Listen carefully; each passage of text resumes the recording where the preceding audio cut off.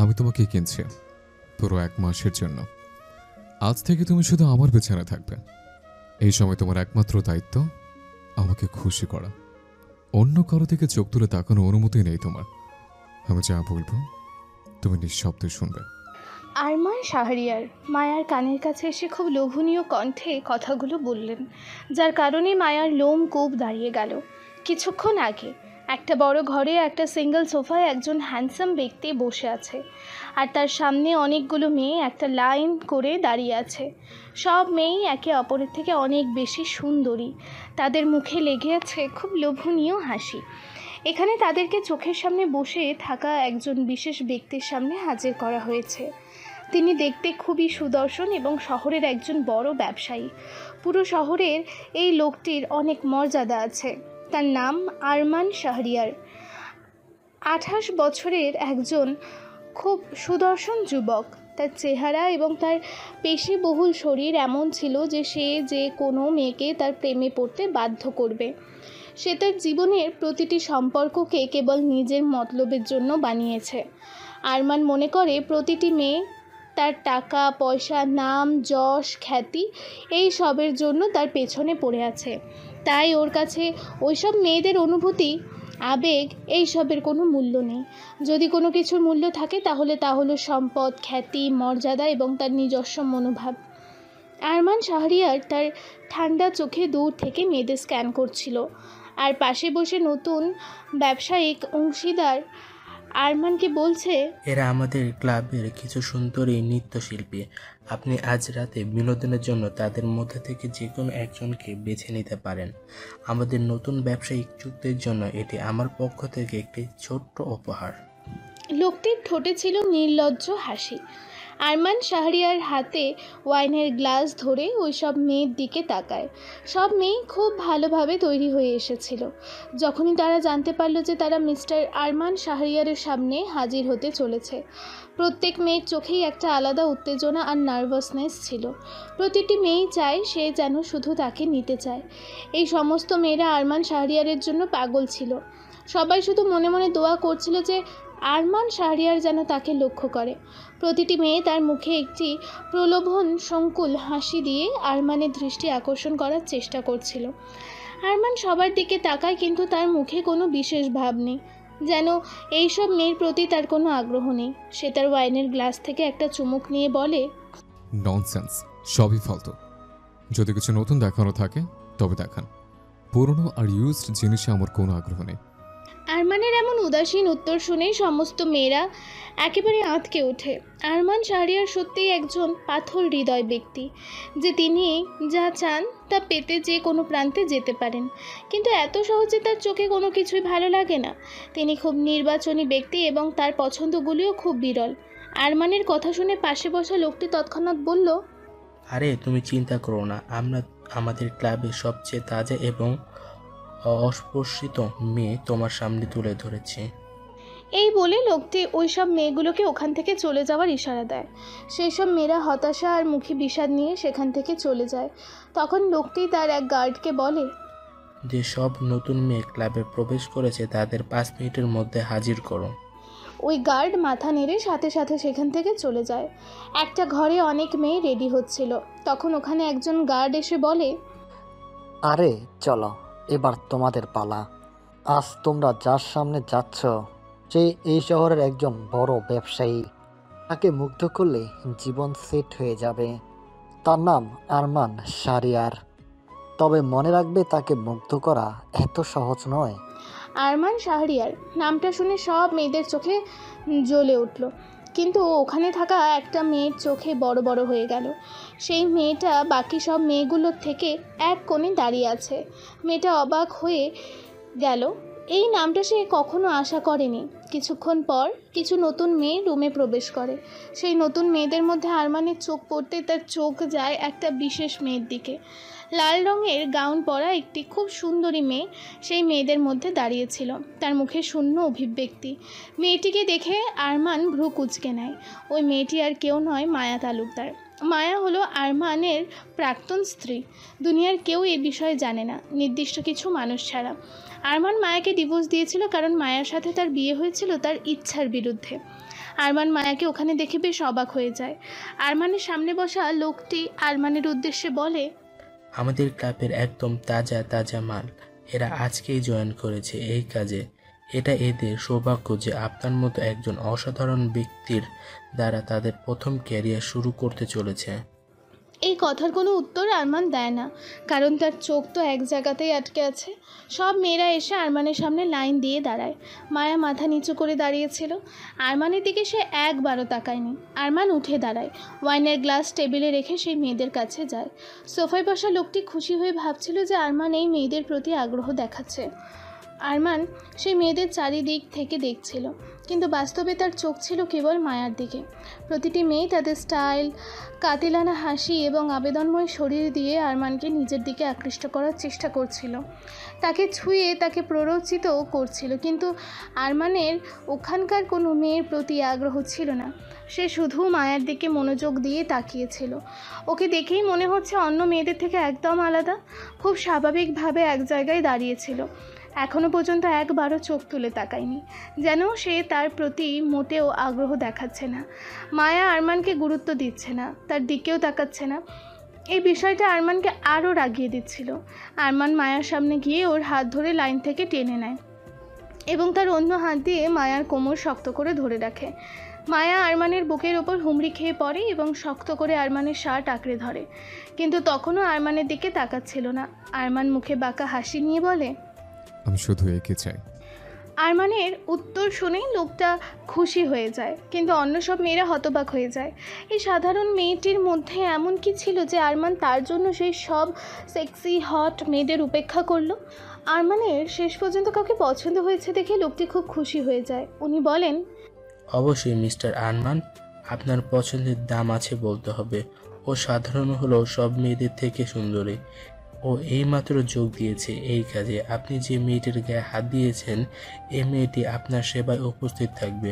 ও আজ রাতে আপনাকে বিনোদন দেবে। আরমান খুব মনোযোগ দিয়ে মায়ার দিকে তাকায়। 1 বছরের দীর্ঘ দাম্পত্য জীবনেই প্রথম সে মায়াকে এত কাছ থেকে সামনাসামনি দেখছে।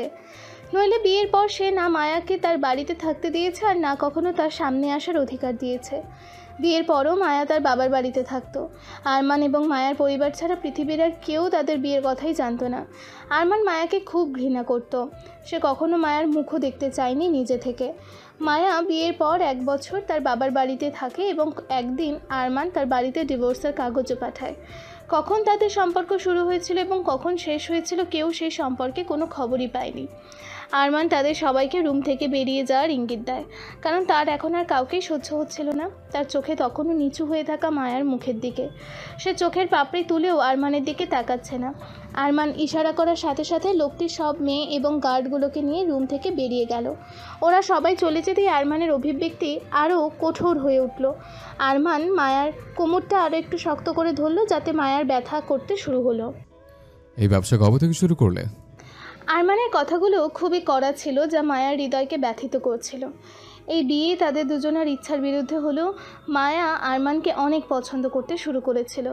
যে মুহূর্তে সে আরমানকে প্রথমবার দেখেছিল, তার হৃদয় আরমানের ওপর পড়েছিল। আরমান বিয়েতে খুশি ছিল না, কিন্তু মায়া সিদ্ধান্ত নিয়েছিল যে আজ না হলে কাল সে আরমানের হৃদয় ঠিকই জায়গা করে নেবে। কিন্তু আরমান তাকে এই সুযোগ কখনো দেয়নি। মায়া বিয়েটা টিকিয়ে রাখার চেষ্টা করেছিল, কিন্তু আরমানের কাছ থেকে সে যা পেয়েছে তা ছিল শুধুই অবজ্ঞা আর অবহেলা। হঠাৎ একদিন ডিভোর্স পেপার তার বাড়িতে আসে। তখন মায়ার সব আশা ও স্বপ্ন ভেঙে যায়। ও খুব খারাপভাবে ভেঙে পড়ে। আরমান তাকে ডিভোর্স পেপার সহ কিছু টাকা পাঠিয়েছিল ভরণ পোষণ হিসাবে, যা মায়া স্পষ্টতই নিতে অস্বীকার করেছিল এবং ডিভোর্স পেপারে সই করেছিল এবং সেই টাকা ফেরত পাঠিয়েছিল। বিবাহ বিচ্ছেদের পর দুজনেই আর কখনো একে অপরের মুখোমুখি হয়নি, কিন্তু মায়া স্বপ্নেও ভাবতে পারেনি যে তাদের এমনভাবে দেখা হবে। মায়া সাহস সঞ্চয় করে আরমানের চোখের দিকে তাকিয়ে খুব ঠান্ডা গলায় বলল, দারিদ্র্যের মধ্যে দিয়ে বাঁচার কোনো ইচ্ছে নেই। আমার খুব শখ আছে, যা পূরণ করার জন্য আমার টাকার প্রয়োজন। এখন আমার স্বামী আমাকে ছেড়ে চলে গেছে। আমাকে কোথাও না কোথাও থেকে আমার শখ পূরণ করার উপায় খুঁজে বের করতে হবে। আমার অনেক টাকার দরকার। মায়ার কথা শুনে আরমানের গম্ভীর মুখটা আরও গম্ভীর হয়ে যায়। গম্ভীর গলাতেই বলে ওঠে আরমান, তাই বলছে আমার প্রাক্তন স্ত্রীরও শখ আছে বলছে। আর সেই শখ পূরণের জন্য শরীর বিক্রি করছো? বাহ, শখ মানুষকে কত কিছু শিখিয়ে দেয়, তাই না? তোমাদের মতো মেয়েদের দিয়ে কেবল বিছানায় শরীরের আগুন নেভানো যায়, সংসার করা যায় না।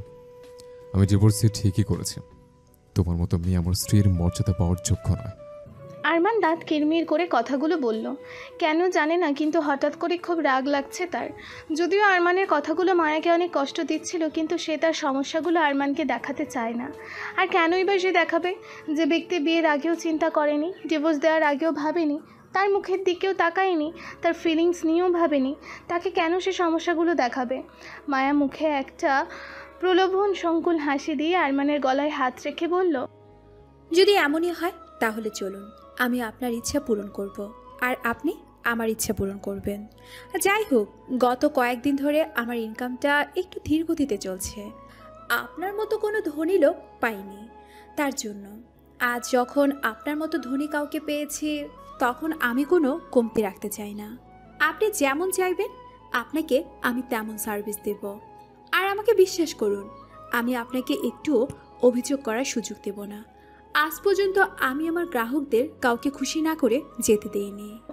আরমান অবাক হয়ে বলল, ক্লায়েন্ট? তোমার কি অনেক ক্লায়েন্ট আছে নাকি? আরমানের মুখে বিস্ময়ের ছাপ, আর গলার আওয়াজে রাগের আভাস স্পষ্ট।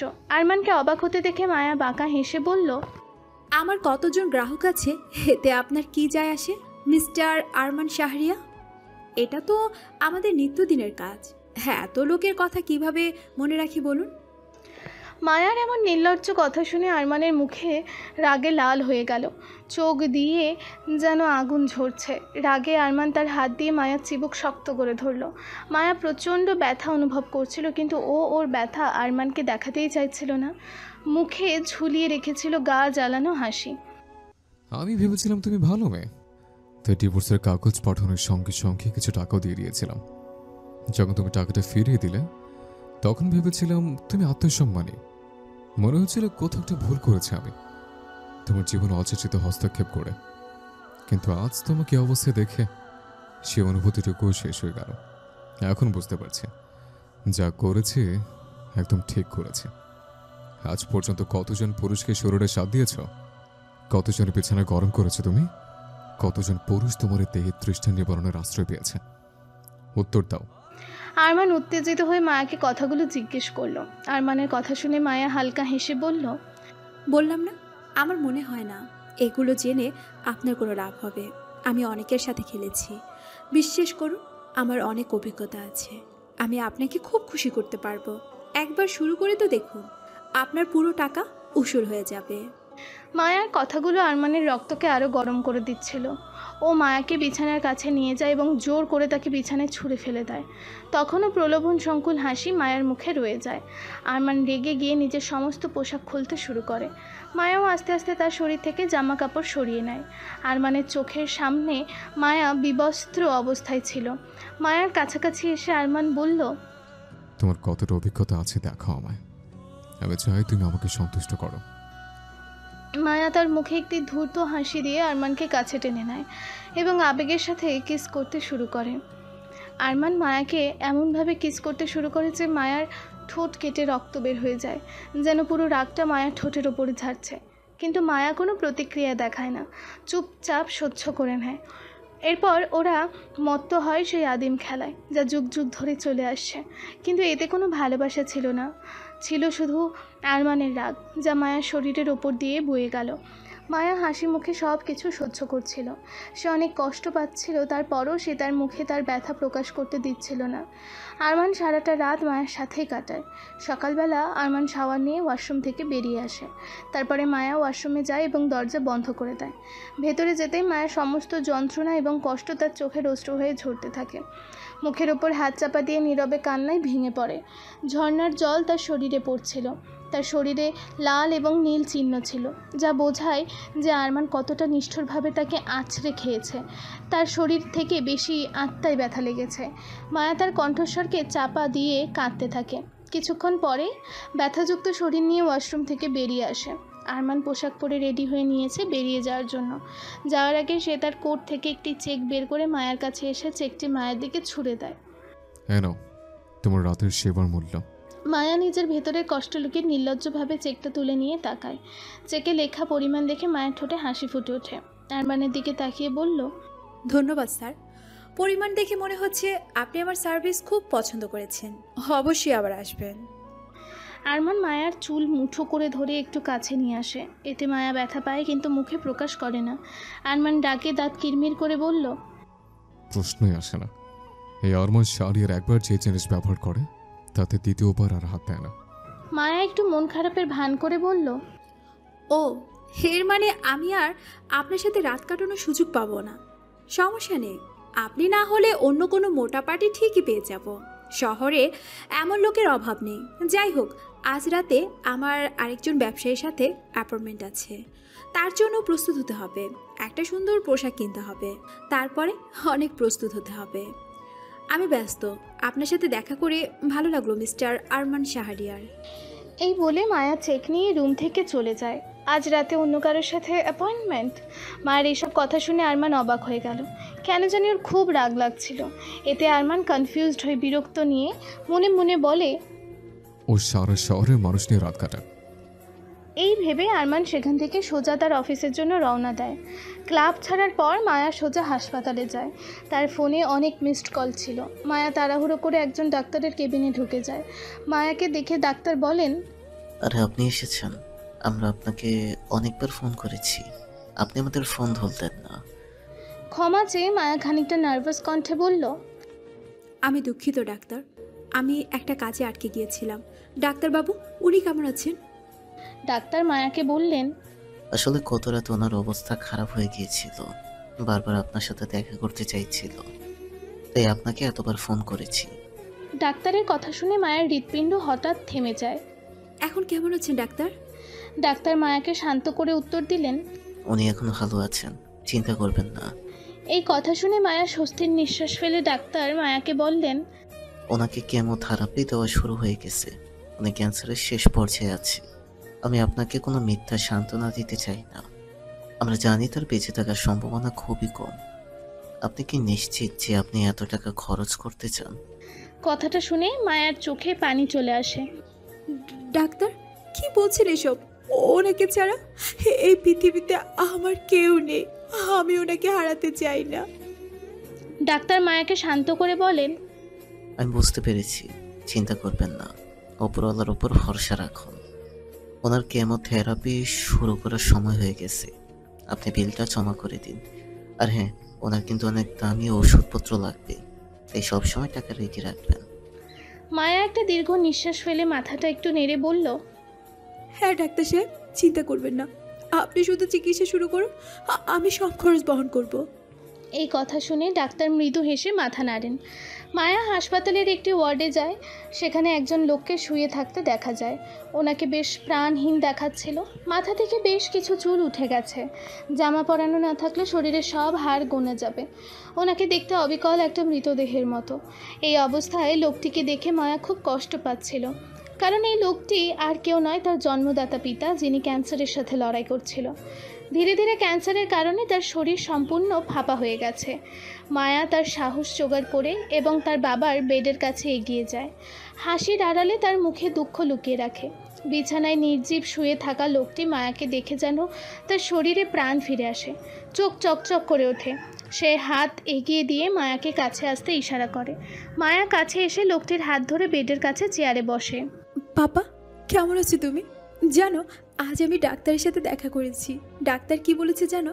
তিনি বলেছেন যে তুমি খুব তাড়াতাড়ি সুস্থ হয়ে যাবে, ঠিক আগের মতো। লোকটা জানতেন মায়া তাকে মিথ্যা সান্ত্বনা দিচ্ছে।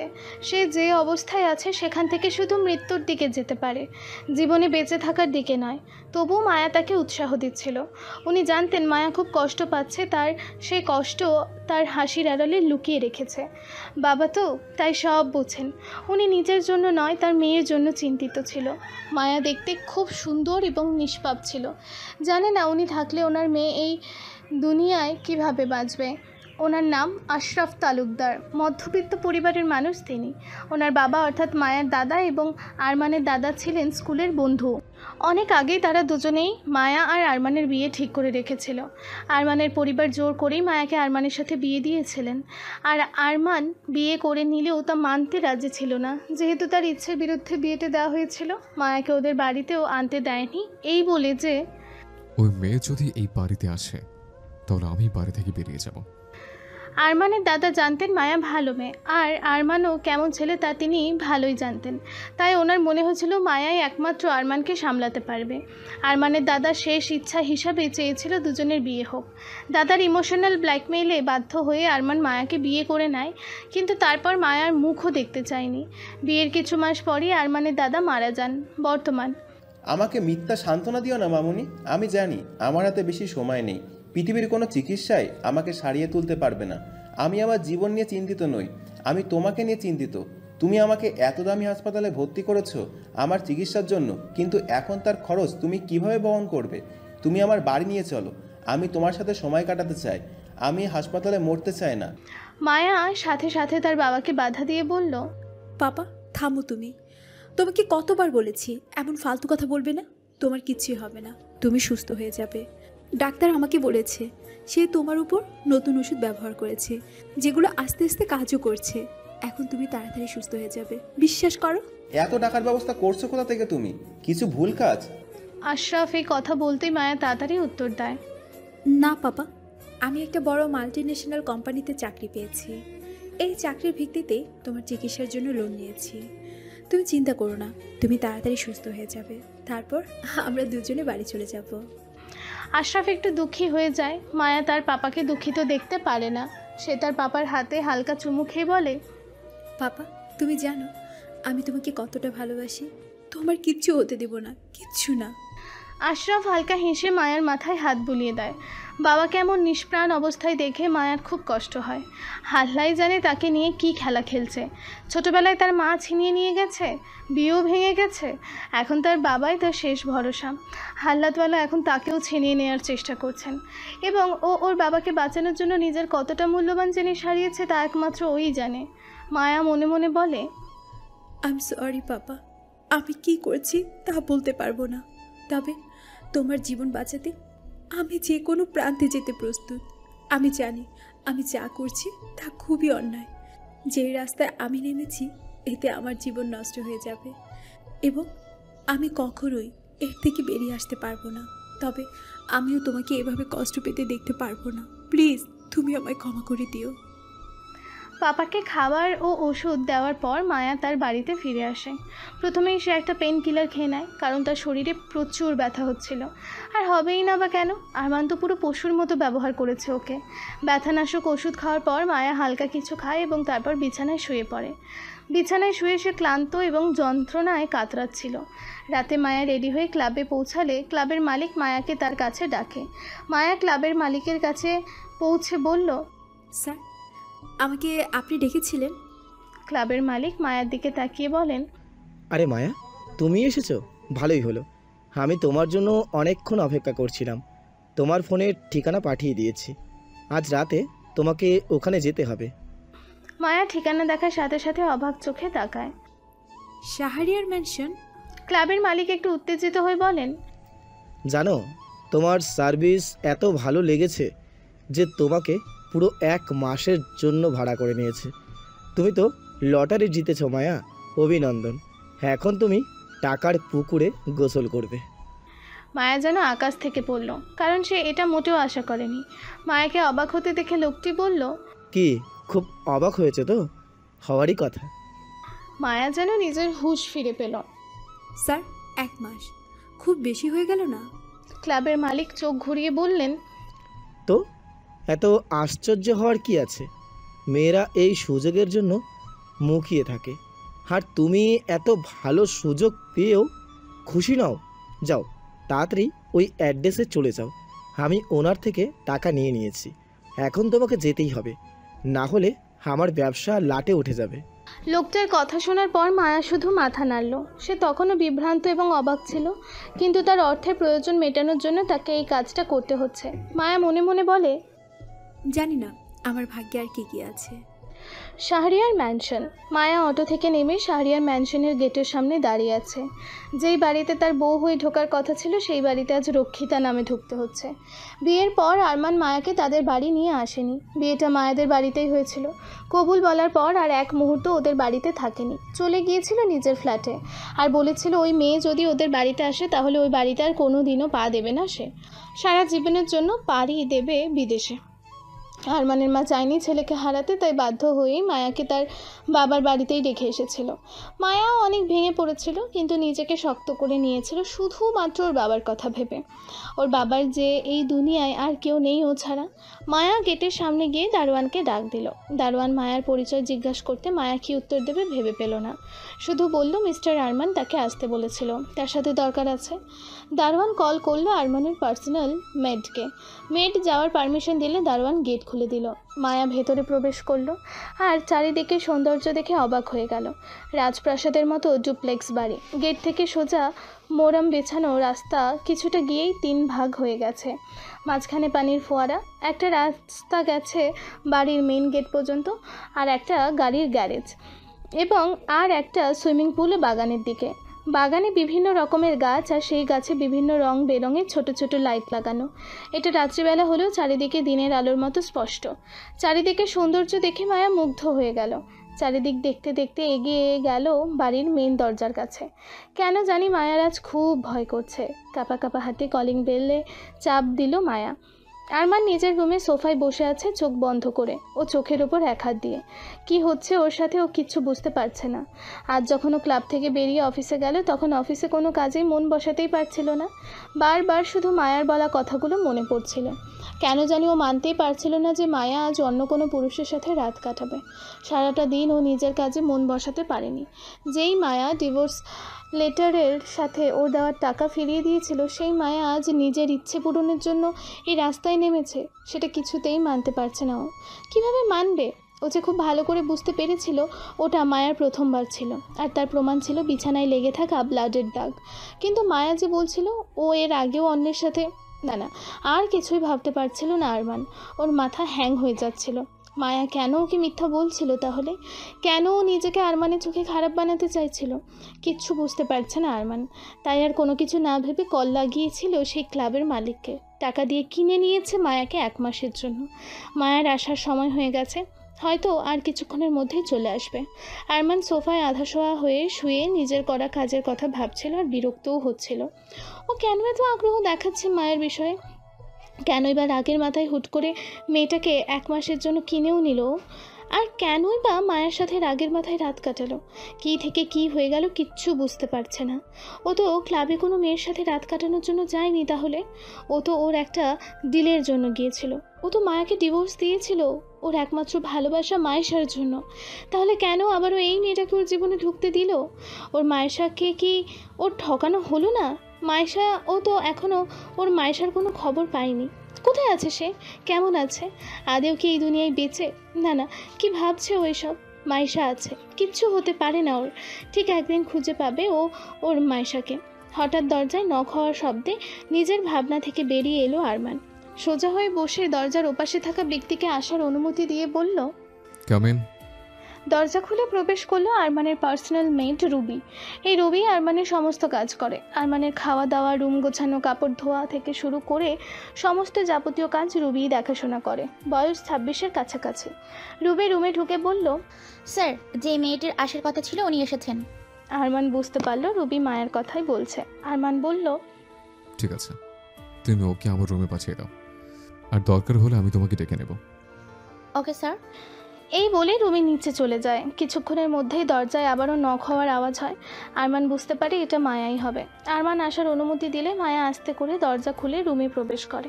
মায়ার চোখ যায় সোফায় চোখ বন্ধ করে বসে থাকা আরমানের উপরে। তো চলে এসছো তুমি? অনেকটা লেট করে দিয়েছো।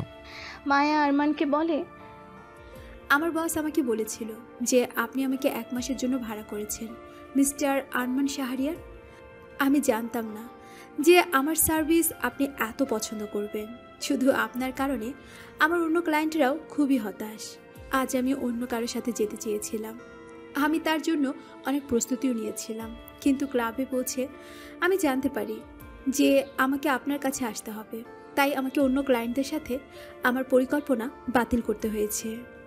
মায়া কথাগুলো নিজের মতো করে সাজিয়ে মিথ্যা বলে। এগুলো শুনে আরমান তার হাতের মুঠো শক্ত করে নেয়, উঠে এসে মায়ার কাছে দাঁড়ায়। তারপর মায়াকে একবার উপর থেকে নিচ অবধি দেখে নিয়ে বলে, তাহলে তুমি আজকে এই পোশাক পরে অন্য কাউকে খুশি করতে চাচ্ছিলে বুঝে? আরমান ব্যঙ্গাত্মক গলায় কথা বলে, কারণ আজ মায়ার পরনে ছিল সিম্পল থ্রি পিস, আবার মায়া মাথাতেও ওড়না দেয়া। মায়া আমতা আমতা করে বলে, হ্যাঁ, আসলে আজ আমার হোটেলে যাওয়ার কথা ছিল, আমি ওখানেই আমার ড্রেস চেঞ্জ করে নিতাম। একেবারে হট ড্রেস পরেই তো বাইরে বের হওয়া যায় না। আরমান তাচ্ছিল্য হেসে বলে। মায়া আরমানের কথায় কষ্ট পেলেও তা মুখে প্রকাশ করে না। মুখে হাসি নিয়ে মায়া বলে, ও মিস্টার, এসব কথা বাদ দিন, কাজের কথায় আসুন। আমি আমার কাজ শেষ করে তাড়াতাড়ি ফিরতে চাই। আরমানের মুখের অভিব্যক্তি আরও কঠিন হয়ে যায়। খুব তাড়া দেখছে তোমার এই কাজ করার জন্য। আচ্ছা যাও, আমার ডিনার নিয়ে আসো রুমে। তোমার জন্য এখনো আমার ডিনার করা হয়নি, আর অবশ্যই নিজ হাতে রান্না করে আনবে। কথাটা শুনে মায়া যেন আকাশ থেকে পড়ল। হোয়াট? আমি মনে হয় ভুল শুনেছি। কি বললেন? আরেকবার বলুন। আরমান চোখ সরু করে বলল, তুমি ঠিকই শুনেছ, আমি তোমাকে বলেছি আমার জন্য রান্না করতে। মায়া ভ্রুকুচকে বলল, আমাকে কি আপনার বাড়ির মেড মনে হয়? আমি তো এখানে রান্না করতে আসিনি। আমার কাজটা ঠিক কি আপনি খুব ভালো করে জানেন, তাই আমি আপনার জন্য রান্না করতে পারবো না। আমি তোমাকে কিনছি পুরো 1 মাসের জন্য। আজ থেকে পুরো 1 মাস তুমি শুধু আমার পিছনে থাকবে, আর এই 1 মাসে তোমাকে শুধু আমাকে খুশি করতে হবে। এই সময়ের মধ্যে অন্য কারো দিকে তাকাতেও পারবে না তুমি, তাই আমি যা বলবো চুপচাপ শুনবে। আরমান শাহরিয়ার মায়ার কানের কাছে এসে খুব লোভনীয় কণ্ঠে কথাগুলো বলল, যার কারণে মায়ার লোম কূপ দাঁড়িয়ে গেল। মায়া এক ঝটকায় আরমানের থেকে দূরে সরে এলো। তারপর রাগ নিয়ে বলল, হ্যাঁ, আপনি আমায় কিনেছেন, কিন্তু এই কাজের জন্য তো নয়। আমার কাজ শুধু আপনাকে বিছানায় খুশি করা। আপনার বাড়ির কাজের লোক হয়ে তো আসিনি।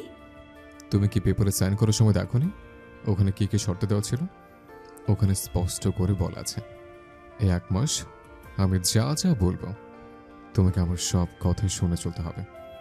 তাতে ঘর মুছে হোক বা রান্না করা বা আমার জামা কাপড় ধোয়া, আমি যা বলবো সব তোমায় শুনতে হবে। মায়া অবাক হয়ে বলল, পেপার? কিসের পেপার? কিসব বলছেন আপনি? এই কথা তো ছিল না। এখানে আসার আগে কন্ট্রাক্ট পেপারে সাইন করে আসোনি তুমি? তোমার বস তোমার সাইন নেয়নি? আমার মনে হয় পেপারটা তোমার ওই ব্যাগে আছে, দেখে নিতে পারো। মায়ার মনে পড়ে গেল পেপারে সাইন করার কথা। মায়া যখন ক্লাব থেকে বেরিয়ে এসেছিল তখন ওর বস আবার ওকে কল করে ডাকে। মায়া গেলে মায়াকে একটা পেপার দেয় সাইন করার জন্য। মায়া জিজ্ঞাসা করলে ওর বস জানায় ওদের ওখানে কাজ করলে এটাতে সাইন করতে হয়। মায়াও আর কোনো কিছু না ভেবে ওই পেপারে সাইন করে দেয়। সাইন করা হয়ে গেলে মায়াকে যেতে বলে। মায়াও চলে আসছিলো, কিন্তু ক্লাব থেকে বেরোনোর আগেই ওর বস আবারও ওর পিছু পিছু ছুটতে ছুটতে আসে আর একটা ফাইল ধরিয়ে দেয় মিস্টার আরমান শাহরিয়ারকে দেওয়ার জন্য। মায়া তাড়াতাড়ি ওর হাতে থাকা ব্যাগটা খুলে ফাইলটা বের করে, আর ফাইল থেকে বের করে সেই সাইন করা কাগজ। আর কাগজটা পড়ে দেখতেই মায়ার মাথায় যেন আকাশ ভেঙে পড়ে। মায়া তাড়াতাড়ি ওর হাতে থাকা ব্যাগটা খুলে ফাইলটা বের করে, আর ফাইল থেকে বের করে সেই সাইন করা কাগজ। আর কাগজটা পড়ে দেখতেই মায়ার মাথায় যেন আকাশ ভেঙে পড়ে। এটা একটা ডিল করা হয়েছে, যেখানে মায়াকে 50 লক্ষ টাকার বদলে 1 মাসের জন্য কিনে নেওয়া হয়েছে মায়ার সম্মতিতে। এই 1 মাস আরমান যা যা বলবে মায়াকে সব শুনতে হবে। আর মায়া যদি এই ডিল ক্যান্সেল করতে চায় তাহলে মায়াকে 50 লক্ষ টাকা নেওয়ার বদলে 1 কোটি টাকা ফেরত দিতে হবে। মায়া আর ভাবতেই পারছে না, মাথাটা যেন পুরো ফাঁকা ফাঁকা লাগছে। মায়া কাঁপা কাঁপা গলায় কোনো মতে বলল, কিন্তু উনি তো আমায় মিথ্যে বলে সাইন করিয়েছিল। আর এই 50 লক্ষ টাকা তো আমি নেইনি, ফাঁসানো হয়েছে আমায়। আমি এই ডিল মানি না। হ্যাঁ, 50 লক্ষ টাকা তুমি নাওনি ঠিক আছে, কিন্তু তোমার বস তো নিয়েছে। আর তোমার বস তোমাকে কি বলে সাইন করিয়েছে সেটা তোমাদের ব্যাপার। আমি তো কাগজে সব শর্ত লিখে দিয়েছি। এখন তুমি যদি শর্ত না পড়ে সাইন করো, এতে তো আমার কিছু করার নেই। আরমান কথাগুলো বলতে বলতে মায়ার হাত থেকে এই ডিলের পেপারটা কেড়ে নিল। মায়া তো স্তব্ধ হয়ে গেছে। ওর সাথে কী হচ্ছে ও কিছুই বুঝতে পারছে না। কিভাবে ও এই লোকটার সাথে থাকবে যে ওর সাথে সংসার না করে ডিভোর্স দিয়ে দিয়েছে? আর মায়া তো ভালোবেসে ফেলেছিল এই লোকটাকে। তাহলে কি করবে ও এখন? না, কিছুতেই ও এই লোকটার সাথে থাকতে পারবে না। মায়া আর কোনো কিছু না ভেবেই ওর ব্যাগ থেকে মোবাইল বের করে কল লাগালো ক্লাবের বসকে। ওপাশ থেকে কল রিসিভ হতেই মায়া বলে উঠল, স্যার, কিভাবে পারলেন আমার সাথে এভাবে প্রতারণা করতে? কেন আমাকে মিথ্যে বলে সাইন করালেন পেপারে? ওপাশ থেকে ক্লাবের বস বলে উঠল। কিসের কথা বলছো মিস মায়া? মায়া গলায় ঝাঁঝ নিয়ে বলল, যে কন্ট্যাক্ট পেপারে আমার সাইন নিয়ে আপনি আমাকে বিক্রি করে দিয়েছেন 50 লক্ষ টাকার বদলে আরমান শাহরিয়ার কাছে, তার কথা বলছি। আমি তো বলেছিলাম যে আমাদের এখানে এই কাজ করলে পেপারে সাইন করতে হয়। হ্যাঁ, কারোর সাথে এক রাত কাটালে সাইন করতে হয় না।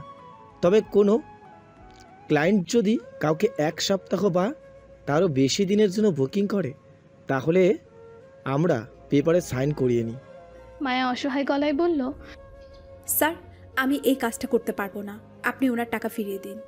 ক্লাবের বস অবাক হয়ে বলল, হোয়াট? কি বলছো এটা তুমি? এটা কোনোভাবেই সম্ভব না। আমি ওনার থেকে টাকা নিয়েছি, আর কাগজটা তুমি পরে দেখুনি, সেটা তোমার ব্যাপার। আমরা তো আর জোর করে সাইন করাইনি। আর কাগজটা পড়ে দেখেছো তো, ডিল ক্যান্সেল করলে ওনাকে 1 কোটি টাকা ফেরত লাগবে। আর আমি নিয়েছি 50 লক্ষ টাকা, তাই ওনাকে আমি 1 কোটি দিতে পারবো না। আর তোমাকেও এই 1 মাসের জন্য 50 লাখ টাকা দেওয়া হবে। তোমার তো ভাগ্য ভালো যে তুমি আরমান শাহরিয়ারের মতো একজন ক্লায়েন্ট পেয়েছো। সব মেয়েরা এই সুযোগের জন্য মুখিয়ে থাকে, আর তুমি পেয়ে হারাতে চাইছো। কিন্তু স্যার, তাই বলে আমি ওনার বাড়ির কাজের লোকের মতো কাজ করব? হ্যাঁ, কাগজে তো লেখাই আছে উনি যা বলবেন তোমাকে সব শুনতে হবে। তাই আর বেশি কথা না বাড়িয়ে উনি যা বলছেন করো। মায়াকে আর কিছু বলার সুযোগ না দিয়ে উনি ফোনটা কেটে দিলেন। আরমান এতক্ষণ সোফায় বসে সিগারেটের ধোঁয়া ওড়াতে ওড়াতে মায়ার কথা শুনছিল। কল কেটে দিতেই আরমান সিগারেটটা অ্যাশট্রেতে গুজে দিয়ে মায়ার কাছে উঠে আসলো। তারপর মায়ার কানের কাছে মুখ নিয়ে ঠান্ডা গলায় বলল, ভয় লাগছে মিস মায়া তালুকদার? ভয় নেই, আমি শুধু তোমায় দিয়ে আমার সমস্ত কাজ করাবো, তোমার গায়ে হাত দেব না। মনে নেই বলেছিলাম, এই আরমান শাহরিয়ার যে শরীরে একবার হাত দেয় সেই শরীরে দ্বিতীয়বার আর হাত দেয় না। আমি তোমায় কাছের লোক বানিয়ে রাখতে চাই, তাই ভয় নেই। তুমি তো আবার নিজের সব শখ পূরণের জন্য সবকিছু করতে পারো, আর এই কাজ করতে পারবে না? আর এই কাজের জন্য যথেষ্ট পারিশ্রমিক দেওয়া হবে তোমায়। মায়া মনে মনে ভাবলো এই কাজটা করাই ভালো হবে ওর জন্য। এই কাজটা করলে ওকে তো আর বিভিন্ন পুরুষের পিছনে যেতে হবে না। হ্যাঁ, ওর একটু কষ্ট হবে যেহেতু আরমানকেও ভালোবাসতো না। ওর বাবার জন্য সব কষ্ট ও সহ্য করে নেবে। এই কাজটাই ভালো হবে ওর জন্য। আমি রাজি। আমি কি করতে হবে বলুন? বাহ, এইটা তো আমি চেয়েছিলাম। তোমার জন্য আমার এখনো ডিনার করা হয়নি। যাও গিয়ে আগে রান্না করে আনো। ওয়েট, রুবিকে ডাকে, ও তোমাকে সব কাজ বুঝিয়ে দেবে। এই বলে আরমান ইন্টারকমে রুবিকে কল করে ওর রুমে আসতে বলে। সোফায় গিয়ে ল্যাপটপ কোলে নিয়ে বসলো। কিছুক্ষণের মধ্যেই আরমান ঘরের দরজা নক করলো। আরমান আসার অনুমতি দিলেই রুবি রুমে প্রবেশ করলো। আরমান ল্যাপটপ থেকে চোখ সরিয়ে রুবির দিকে তাকিয়ে বলল, রুবি, ওর নাম মায়া। আজ থেকে তোমার জায়গায় ও কাজ করবে, তুমি ওকে সব কাজ বুঝিয়ে দাও। রুবি এটা শুনে ভীতু গলায় বলল, কিন্তু স্যার, উনি আমার জায়গায় কাজ করলে আমার কি হবে? আমি কোথায় যাব? বাড়িতে আমার অসুস্থ বাবা মা। রুবির কথার মাঝে আরমান ওকে থামিয়ে দিয়ে বলল, আরে থামো, তোমার কাজ কেড়ে নিচ্ছি না আমি। তুমি তোমার মাইনে পেয়ে যাবে। আমি 1 মাসের জন্য কাজ থেকে ছুটি দিচ্ছি, তার জায়গায়ও কাজ করবে। আর তুমি তোমার এই 1 মাসের মাইনেও পেয়ে যাবে, চিন্তা নেই। কিন্তু স্যার, আমার তো ছুটির দরকার নেই, আমি আমার কাজগুলো করে দিতে পারবো। আরমান কিছুটা রাগান্বিত হয়ে বলল, রুবি, আমার এটা একদম পছন্দ না যে কেউ আমার কথার উপরে কথা বলবে। তোমাকে যেটা বলা হয়েছে সেটা করো, এটা আমার অর্ডার। যাও ওনাকে রান্নার ঘরটা দেখিয়ে দাও, উনি আমার জন্য রান্না করবে। তারপর মাথা নিচু করে দাঁড়িয়ে থাকা মায়ার দিকে ঘুরে বলল, আর হ্যাঁ মায়া, তোমাকে বলছি তোমার হাতে সময় আছে মাত্র 30 মিনিট। এই 30 মিনিটের মধ্যে রান্না করতে হবে। আর রবি, তুমি বিশেষভাবে খেয়াল রাখবে যেন ওকে কেউ সাহায্য না করে। রুবি মাথা নেড়ে সায় জানায়, তারপর মায়ের দিকে তাকিয়ে বলে, আপনি আসুন আমার সাথে। এই বলে রুবি এগিয়ে যায় দরজার কাছে। মায়াও যায় রুবির পেছনে, আর আরমান তাকিয়ে থাকে ওদের যাওয়ার দিকে। ওরা বেরিয়ে গেলে আরমান একটা দীর্ঘশ্বাস ছেড়ে ল্যাপটপ সেন্টার টেবিলে রেখে মাথা এলিয়ে দেয় সোফায়। ও কিছুতেই বুঝতে পারছে না ওর সাথে কী হচ্ছে, কেন মেয়েটাকে এভাবে কিনে নিল, শুধু কি শাস্তি দেওয়ার জন্য? কিন্তু কিসের শাস্তি দিতে চাইছে ও মেয়েটাকে, এই সবই ভাবছিল আরমান। ঠিক তখনই ওর ফোন বেজে উঠল। স্ক্রিনে ভেসে উঠল আবিরের নাম। চলুন আবিরের পরিচয়টা দিয়ে দিই। আবির ওর পার্সোনাল অ্যাসিস্ট্যান্ট। আবিরের মা বাবা কেউ নেই, ও অনাথ। কলেজে আরমান আর আবির একই সাথে পড়াশোনা করেছে। তারপর আরমান বিদেশে চলে যায়, কিন্তু আবিরের সাথে যোগাযোগ ছিল। আরমান বিজনেসে জয়েন করলে আবিরকেও ডেকে নেয় ওর সাথে। আবির আগে ভাড়া বাড়িতে থাকতো, এখন আরমানদের বাড়িতেই থাকে। আরমানের দাদুই জোর করে নিয়ে এসেছিল। আবির আরমানের বিয়ে কম, বন্ধু বেশি। আরমান ফোন রিসিভ করতেই ওপাশ থেকে আবির বলে উঠল, কংগ্রাচুলেশন ভাই, মিটিংটা সাকসেসফুল হয়েছে, ডিলটাও পেয়ে গেছি আমরা। ওকে। কি ওকে? এত বড় একটা ডিল পাইয়ে দিলাম আমি, আর শুধু ওকে? অন্তত একটা থ্যাঙ্কস জানা। আরমান মেজাজ দেখিয়ে বলল, পারবো না থ্যাঙ্কস বলতে, পারলে ডিল ক্যান্সেল করে দে। আবির অবাক হয়ে বলল, আরে কি ব্যাপার, মেজাজ এত গরম কেন? রাখ তো তোর ফালতু কথা, কাজের কথা বল। মাইশার কোনো খবর পেয়েছিস? আমি এত বড় একটা মিটিং সাকসেসফুল করলাম, আর এটা তোর ফালতু কথা মনে হচ্ছে? সব সময় শুধু মাইশা মাইশা আর মাইশা, তোর মাইশা জাহান্নামে। আবির, মাইন্ড ইউর ল্যাঙ্গুয়েজ। আবিরকে পুরো কথা শেষ করতে না দিয়ে আরমান চিল্লিয়ে উঠল।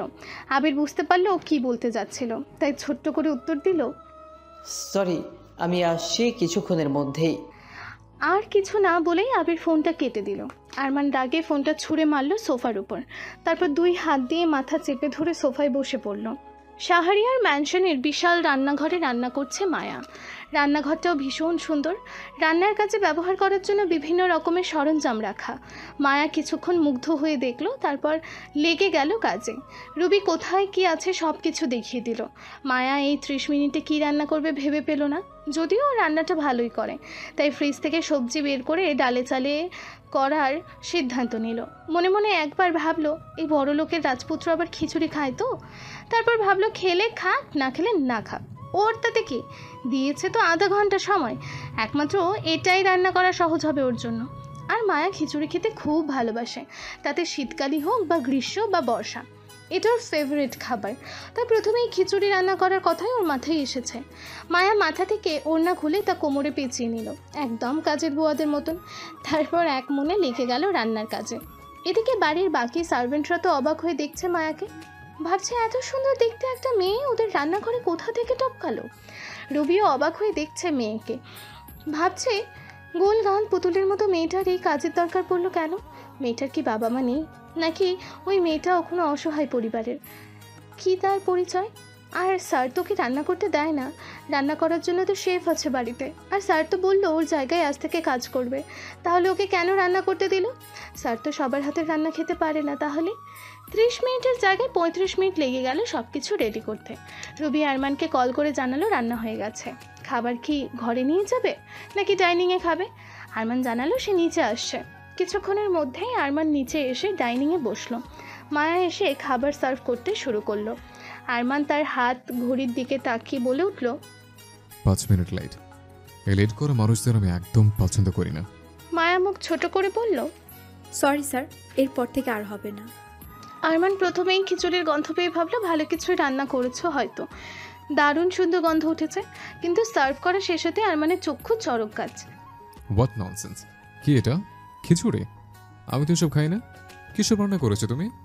কিন্তু আপনি তো আমায় কি খাবেন বলেননি। আপনি শুধু আমায় 30 মিনিট সময় দিয়েছিলেন, তার মধ্যে রান্না করে আনতে বলেছিলেন। আমি তো আর জানি না আপনি কি খান আর কি না খান, তাই আমি আমার মতো রান্না করেছি। আরমান প্রচণ্ড বিরক্তি নিয়ে রবির দিকে তাকিয়ে বলল, রবি, তুমি কোথায় ছিলে? তুমি জানো না আমি এসব খাই না? রবি মাথা নিচু করে বলল, সরি স্যার, আপনি শুধু আমাকে ওনাকে রান্নাঘরটা দেখিয়ে দিতে বলেছিলেন, আর বলেছিলেন উনি রান্না করবেন, আমি যেন বাড়তি কথা না বলে আপনার অর্ডার ফলো করি।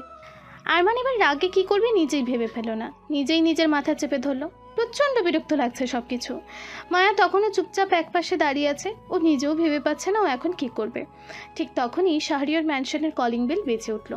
এটাই সুযোগ রুবির এখান থেকে কেটে পড়ার। ও গিয়ে দরজা খুলে দিল।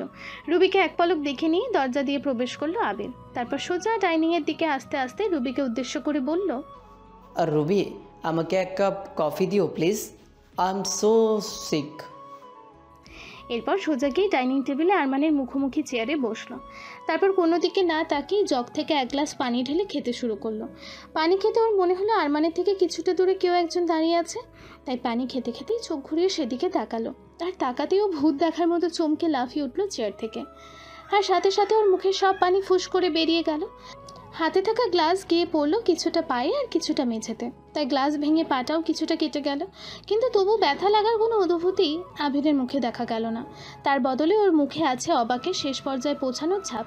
হাঁ করে তাকিয়ে আছে ও মায়ার মুখের দিকে। এদিকে মায়াও প্রথম থেকে আবিরের কর্মকাণ্ড দেখছিল। হঠাৎ ওর দিকে তাকাতে এইভাবে চমকে ওঠা আর গ্লাস পড়ে যাওয়ার আওয়াজে নিজেও চমকে উঠল। এদিকে রুবি রান্নাঘরে ব্যস্ত ছিল আবিরের জন্য কফি বানাতে। কিন্তু গ্লাস ভাঙার শব্দ শুনে ছুটে বেরিয়ে এলো রান্নাঘর থেকে। এভাবে আবিরকে অবাক হয়ে মায়ার দিকে তাকিয়ে থাকতে দেখে ও নিজেও বুঝলো না ঘটনা কি। কিন্তু যখনই আবিরের পায়ের দিকে নজর গেল তখন আঁতকে উঠল রুবি। স্যার আপনার পা। বলেই ছুটে গিয়ে আবিরের পায়ের কাছে বসে পায়ের কাছ থেকে কাঁচ সরিয়ে নিজের গায়ে থাকা ওড়না দিয়ে চেপে ধরল রুবি। সাথে সাথে ব্যথায় কুকিয়ে উঠল আবির। আহ! ওর পায়ের কাছে কেউ আছে বুঝতে পেরে নিচের দিকে তাকালো। দেখলো রুবি ওর পায়ের কাছে বসে আছে। তাই রুবির দিকে তাকিয়ে বোকা বোকা গলায় প্রশ্ন করলো, কি হয়েছে? স্যার আপনার পা কেটে গিয়েছে, রক্ত বেরোচ্ছে। আবিরের মুখ থেকে তখনও অবাকের রেশ কাটেনি। ও যেন এই দুনিয়ায় নেই।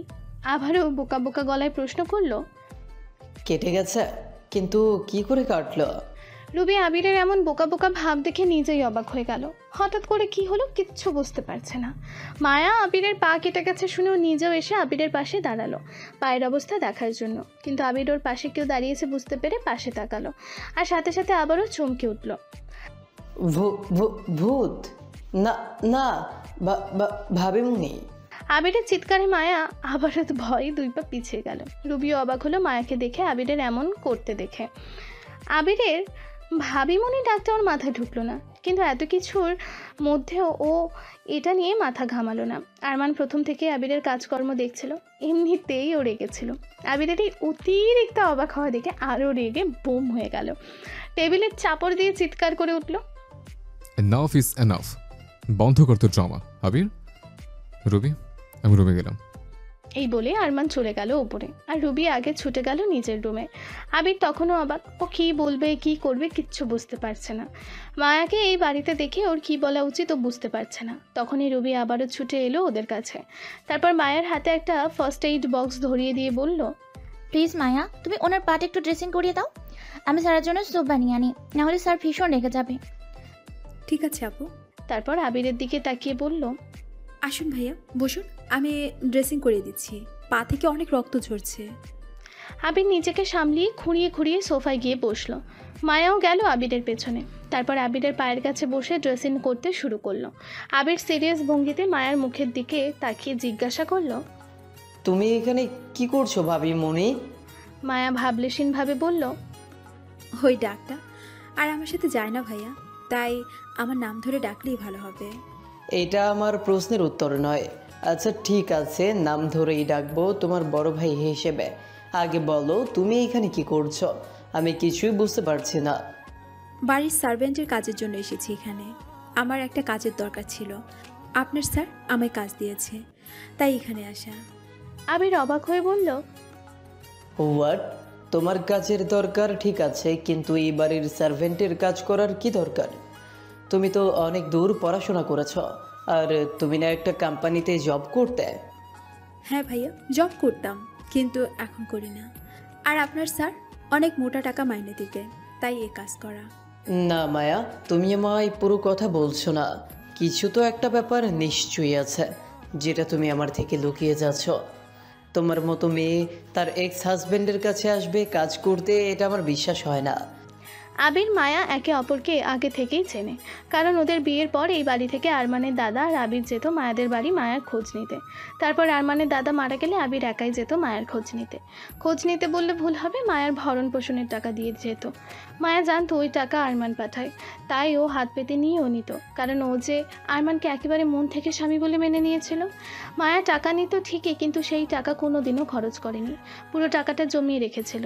ডিভোর্সের কাগজ পাঠানোর সময় তার সাথেও কিছু টাকাও পাঠিয়েছিল আরমান, কিন্তু সেই টাকার সাথে আগের দেওয়া টাকাগুলো ফেরত পাঠিয়েছিল মায়া।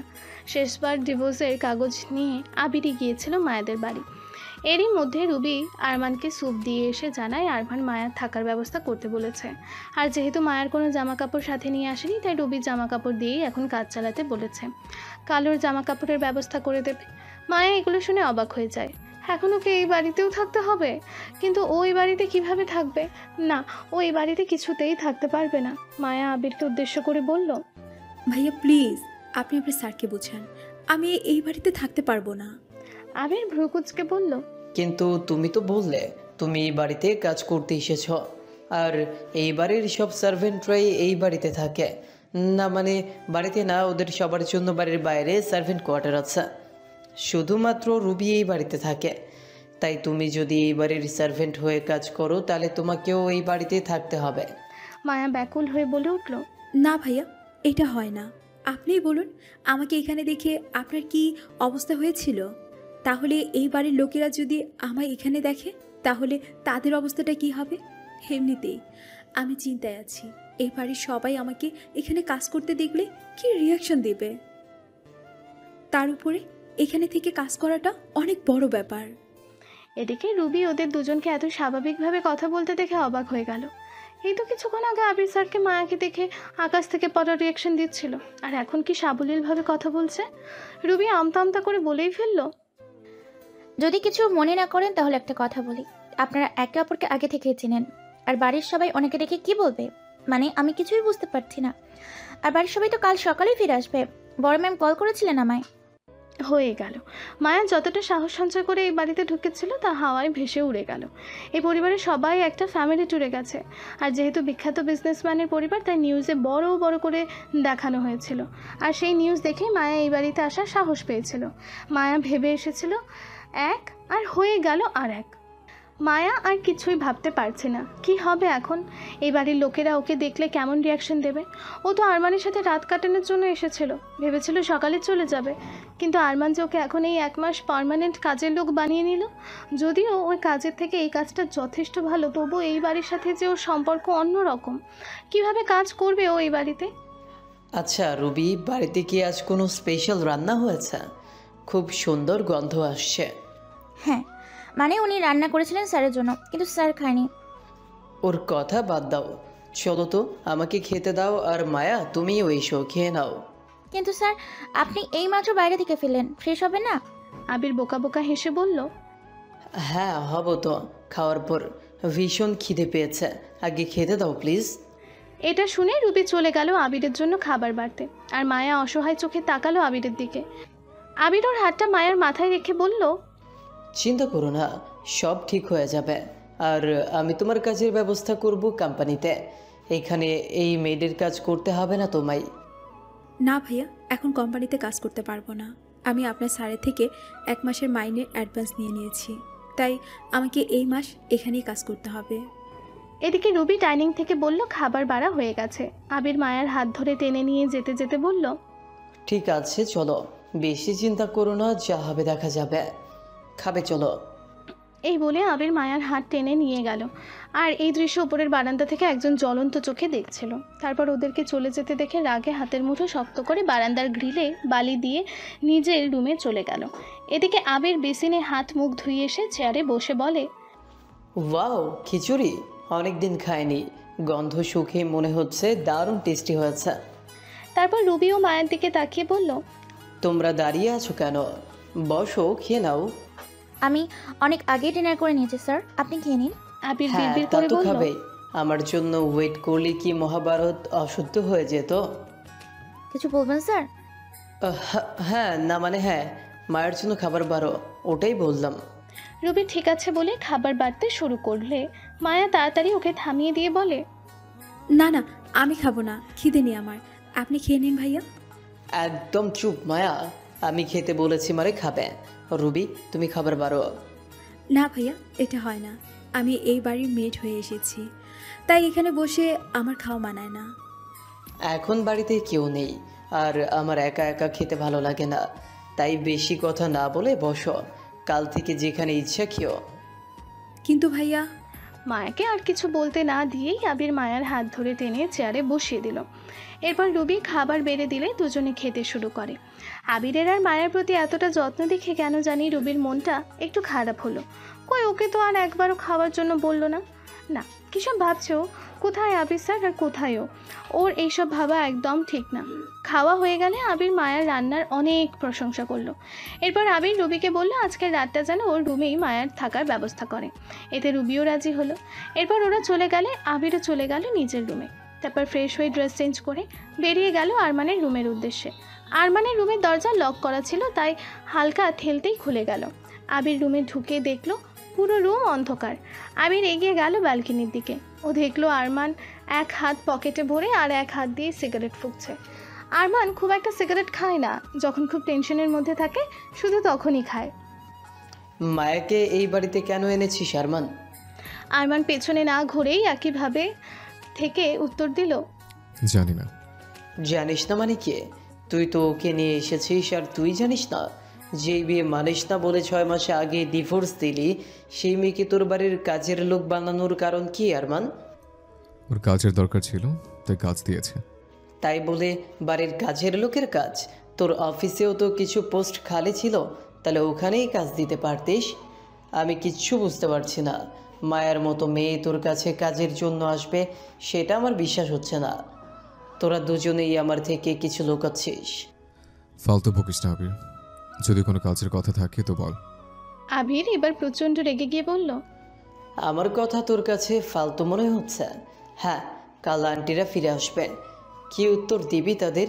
আরমান বিরক্ত গলায় বলল, আমি কি বলবো সেটা তোকে ভাবতে হবে না।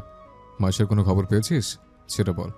আবির প্রচণ্ড বিরক্ত হয়ে বলল, মাইশা মাইশা মাইশা আর মাইশা।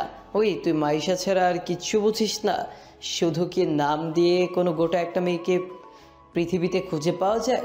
না তো মেয়েটার কোনো ছবি আছে, আর না তো মেয়েটার বাবার নাম জানিস, আর না মেয়েটার কোনো অ্যাড্রেস জানিস। আরমান এবার সিগারেট ফেলে পেছনে ঘুরে জেদি গলায় বলল, তবু আমার মাইশাকে চাই। আমি ঠিক একদিন আমার মাইশাকে খুঁজে বের করব, দেখে নিস। আর তোর মাইশার যদি বিয়ে হয়েছে, কি করবি তখন? ভাব, তোর মাইশা স্বামী সন্তান নিয়ে সুখে সংসার করছে, তখন কি করবে? আরমান এই কথার কি উত্তর দেবে ভেবে পেল না। তখনই আবির আবারও বলল, কি হলো, উত্তর দে।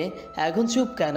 ওই মাইশা মাইশা করে তুই মায়ের মতো একটা ভালো মেয়ের জীবন নষ্ট করলি। আবিরের শেষের কথাটা শুনে আরমান তাচ্ছিল্য হেসে বলল, ভালো মেয়ে? তোর মায়া কতটা ভালো মেয়ে তা আমার জানা হয়ে গেছে।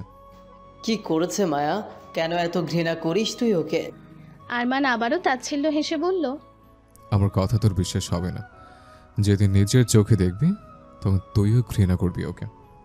যেটা দেখে মায়াকে ঘৃণা করব সেটা কোনোদিনও দেখতে চাই না আমি।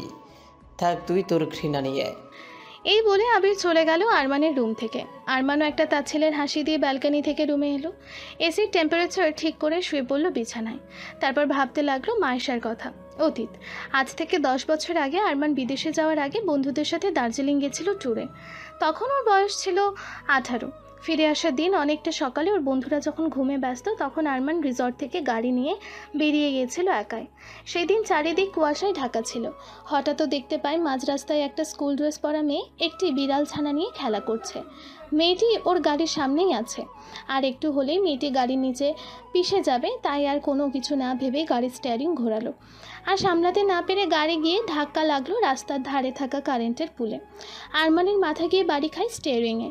মাথা সাথে সাথে কেটে গিয়ে রক্ত বের হতে শুরু করলো। অনেক জায়গায় ব্যথা পেল আরমান। সারা শরীর ব্যথায় বিষিয়ে উঠল। ওর মনে হলো ও যেন মৃত্যুর মুখে ঢলে পড়েছে, আর কিছুক্ষণের মধ্যেই হয়তো ওর প্রাণ পাখি বেরিয়ে যাবে। ঠিক তখনই শুনতে পেল কেউ যেন ওকে ডাকছে। জানালার গ্লাস ভেঙে গেছে। সেই দিকে তাকাতেই দেখতে পেল একটি 9 থেকে 10 বছরের মেয়ের মুখ, যে ওর গাড়ির দরজা খোলার চেষ্টা করছে। গোলগাল সুন্দর মুখের অধিকারী, টানা টানা 2 চোখে মায়া ভর্তি, আর সেই সাথে 2 চোখে অশ্রুতে টইটুম্বুর। ছোট্ট মেয়েটির চুল কোমর ছড়িয়ে গেছে, পরনে তার স্কুল ড্রেস, তাতে বুকের কাছে পকেটে একটা প্লেট লাগানো, নাম Maisha Talukdar, class 7, roll number সহ স্কুলের নাম। কিন্তু আরমান নামটা ছাড়া আর কিছুই বুঝতে পারল না। চোখে ঝাপসা দেখতে শুরু করলো। ঠিক তখনই ওর কানে ভেসে এলো কান্নামাখা গলার আওয়াজ। বাচ্চা মেয়েটি বলছে, গাড়ির দরজা খুলো, বেরিয়ে আসো তুমি। গাড়ির পিছনের দিকে আগুন লেগেছে, তাড়াতাড়ি বেরিয়ে এসো, পুরো গাড়িতে আগুন লাগবে, তুমি মরে যাবে, বেরিয়ে এসো। মেয়েটি কাঁদছে আর কথাগুলো বলছে। আরমান কোনো মতে গাড়ির দরজার লকটা খুলে দিল, আর মেয়েটি গায়ের বলে দরজা টেনে খুলে দিল। কিন্তু আরমানের শরীরে আর এক ফোঁটাও শক্তি নেই যে নিজের পায়ে বেরিয়ে যাবে। মেয়েটি ওর হাতের বাহু ধরে টানছে, তাই আরমানও শরীরে খানিকটা আলগা দিল, আর তখনই মেয়েটা ওর বাহু ধরে গায়ের বলে টান দিল। সাথে সাথেই আরমান গাড়ি থেকে নিচে পড়ে গেল। এরই মধ্যে পুরো গাড়িতে আগুন ধরে গেছে। আগুনের তাপে মনে হচ্ছে ঝলসে যাবে দুজন। তখনই মেয়েটি কাঁদতে কাঁদতে বলল, চলো এখান থেকে পালিয়ে চলো, গাড়িতে আগুন লেগেছে, গাড়িটা ফেটে যাবে তো, এখান থেকে পালিয়ে চলো। আরমানের শরীরে অনেক জায়গায় ক্ষত হয়েছে, প্রচুর কষ্ট হচ্ছে ওর। একটুও শক্তি অবশিষ্ট নেই যে ও এখন এখান থেকে হেঁটে সরে যাবে। কিন্তু গাড়িটা যদি ব্লাস্ট হয় তাহলে এই বাচ্চা মেয়েটিও যে ওর সাথে মারা যাবে।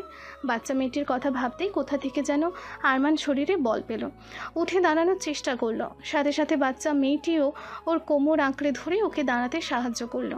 কিন্তু বাচ্চা মেয়েটি কি আর একটা 18 বছর বয়সী ছেলের ভার নিতে পারে? দুজনেই উল্টে পড়ল।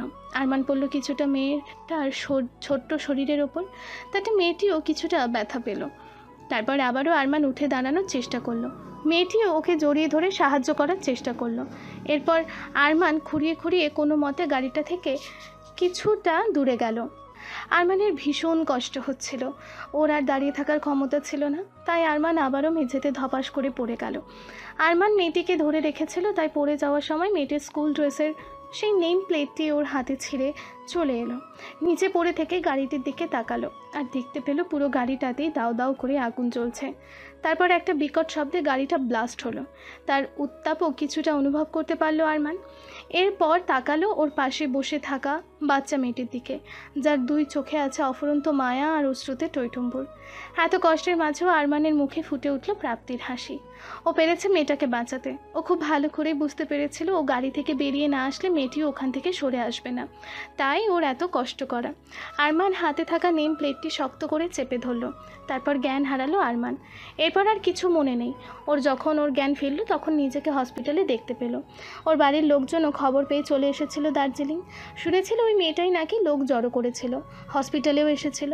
তারপর ওদের স্কুলের টিচার নাকি এসে মেয়েটিকে নিয়ে গিয়েছিল, আর ওই মেয়েটি হলো মাইশা, যার নাম ছাড়া আর কিছু মনে নেই ওর। সুস্থ হওয়ার পর আবারও দার্জিলিং গিয়ে অনেক খুঁজেছিল মেয়েটাকে, কিন্তু আর খুঁজে পায়নি ওই পিচ্ছি মেয়েটাকে। কীভাবে পাবে? ও যে মেয়েটার নাম ছাড়া কিচ্ছু জানতো না। তারপরই আরমান পাড়ি দেয় লন্ডনে পড়াশোনার জন্য, কিন্তু এখনও সেই বাচ্চা মেয়েটির আবছা মুখ ভুলতে পারেনি আরমান। লন্ডন থেকে ফিরেও মেয়েটিকে অনেক খুঁজেছে, কিন্তু কোনো খবরই পায়নি। এখনও আরমান খুঁজে চলেছে মেয়েটিকে। পরদিন সকাল 7টা। মায়া অনেক শান্তিতে ঘুমিয়ে আছে রুবির রুমে। রুবি কিছুক্ষণ আগেই উঠে গেছে। ঠিক তখনই কিছুটা পানি এসে পড়ল মায়ার মুখে। এতে মায়া ধরফর করে উঠে বসলো বিছানায়, ভয়ে চিৎকার করে উঠল, আল্লাহ, ওহ বাঁচাও, বন্যা এসেছে, বন্যা এসেছে। আরমান ধমক দিয়ে বলে উঠল, আয় মেয়ে, চুপ, একদম চিৎকার করবে না। মায়া অবাক হয়ে বলল, হে কি আপনি? আপনি আমায় এই 7 সকালে ভিজিয়ে দিলেন কেন? তোমাকে এখানে পুরোপুরি ঘুমানোর জন্য আনা হয়নি মিস মায়া। কটা বাজে খেয়াল আছে? আমার ব্রেকফাস্ট কে বানাবে? মায়া চেতে গিয়ে বলল, এটা তো ভালোভাবে বলা যেত মিস্টার আরমান শাহরিয়া। এতে ভেজানোর কি হলো? ভালোভাবে ডেকে কি ঘুম থেকে তোলা যেত না? আমি তোমার কাজের লোক নই যে তুমি ঘুম থেকে ভালোভাবে ডেকে তুলবো। ফালতু না বকে যাও, গিয়ে নিজের কাজ করো। বলেই আরমান ঘর থেকে বেরিয়ে গেল। আর মায়ার রাগে নিজের মনে বিড়বিড় করতে লাগলো। তখনই রুমে রুবি প্রবেশ করলো, আর মায়াকে এই অবস্থায় দেখে অবাক গলায় বলল, এ কি, তোমার এই অবস্থা কি করে হলো? ভিজলে কিভাবে? মায়ার আগে গজগজ করতে করতে বলল, তোমার মিস্টার আরমান শাহরিয়ার এর বাড়ির ছাদ ফুটো হয়ে গেছে, তাই আকাশ থেকে বৃষ্টি পড়ে ভিজে গেছি। বলতে বলতে মায়া বিছানা থেকে উঠে ওয়াশরুমে ঢুকে গেল। আর এদিকে মায়ার কথাগুলো সব রুবির মাথার ওপর দিয়ে গেল। ও বোকা বোকা চোখে অবাক হয়ে তাকিয়ে থাকলো মায়ার যাওয়ার দিকে। তারপর একটা দীর্ঘশ্বাস ছেড়ে বিছানাটা রোদে শুকানোর ব্যবস্থা করতে গেল। বিছানাটাও কিছুটা ভিজে গেছে। এরপর মায়া ওয়াশরুম থেকে এসে রুবির কাছে গেল আবারও একটা ড্রেস নেওয়ার জন্য। রাতেও রুবির জামা পরেই ঘুমিয়েছিল, এখন সেটা আরমানের পানি দেওয়ার কারণে ভিজে গেছে। রুবি আবারও একটা থ্রি পিস বের করে দিলে মায়া চেঞ্জ করে আসলো। এরপর রুবিকে নিয়ে রওনা দিল কিচেনের দিকে আরমানের জন্য ব্রেকফাস্ট রেডি করতে। আরমান ব্রেকফাস্টে কী খায় তা রুবি থেকে জেনে নিয়ে লেগে পড়লো নিজের কাজে। মায়া রান্নাবান্নার কাজটা একটু ভালোই পারে, তাই ওর কোনো অসুবিধা হলো না। ঠিক সকাল 8টার দিকে আরমান নিচে নেমে ব্রেকফাস্ট করার জন্য। এর মধ্যে মায়ারও কাজ শেষ। এই বাড়িতে অনেক সার্ভেন্ট আছে, যেহেতু এখন এই বাড়ির মানুষগুলো নেই তাই সবাই এখন ছুটিতে আছে, শুধু এই বাড়ির শেফ 2জন বাদে, কারণ ওরা আবির, আরমান আর রুবির জন্য রান্না করতো। আজকেও করেছে আবির, রুবি আর মায়ার জন্য। রুবি এই বাড়িতেই থাকে আর এই বাড়িতেই খায়, কিন্তু ডাইনিংয়ে বসে কখনো খায় না, নিজের রুমে খায়। এই বাড়ির সকলে ওকে অনেকবার বলেছে ওদের সাথেই খেতে, কিন্তু ও কখনো ওদের কথা শোনেনি। ওর খালি এক কথা, ও এই বাড়ির সার্ভেন্ট, তাই বাড়ির মানুষদের সাথে একসাথে খাওয়া মানায় না। আরমানি ওকে এই বাড়িতে নিয়ে এসেছিল। এই বাড়ির সবাই ওকে এই বাড়ির মেয়ের মতোই দেখে, আর বাকি সার্ভেন্টরা এই বাড়ির পেছন দিকে সার্ভেন্ট কোয়ার্টারে আছে, সেখানেই থাকে। ওখানে আলাদা করে কিচেন আছে, সেখানে এই বাড়ির সার্ভেন্ট আর গার্ডদের জন্য আলাদা করে রান্না করা হয়। চলুন গল্পে ফেরা যাক। মায়া একটা একটা করে ডিশ এনে টেবিলে রেখেছে, আর আরমান তা আর চোখে দেখছে। কেন জানি মেয়েটার চোখ থেকে ফেরানো যাচ্ছে না চোখ। কপালে বিন্দু বিন্দু ঘামের ফোঁটা চিকচিক করছে। ওর না এখনও কোমরে ব্যথা, হয়তো মনে নেই খুলতে, না হলে আরমান শুধু ওই ক্লাবে ছাড়া বাকি সব সময়ই মায়ার মাথায় ওড়না দেখেছে। না না, কী সব ভাবছে ও? এভাবে ওর এক্স ওয়াইফের দিকে তাকানো ঠিক না। মাইশা, ওর তো মাইশা আছে, তাহলে এই মেয়েটার দিকে কেন তাকাচ্ছে? না না, তাকাবে না ওই অসভ্য নির্লজ্জ মেয়ের দিকে। এইসবই ভাবছিল আরমান। তখনই ওর পাশে কেউ ধপ করে বসার আওয়াজে ঘুরে তাকালো ও। আবির এসে বসেছে। আবির রুবির উদ্দেশ্যে বলল, রুবি, আমাকেও খেতে দাও।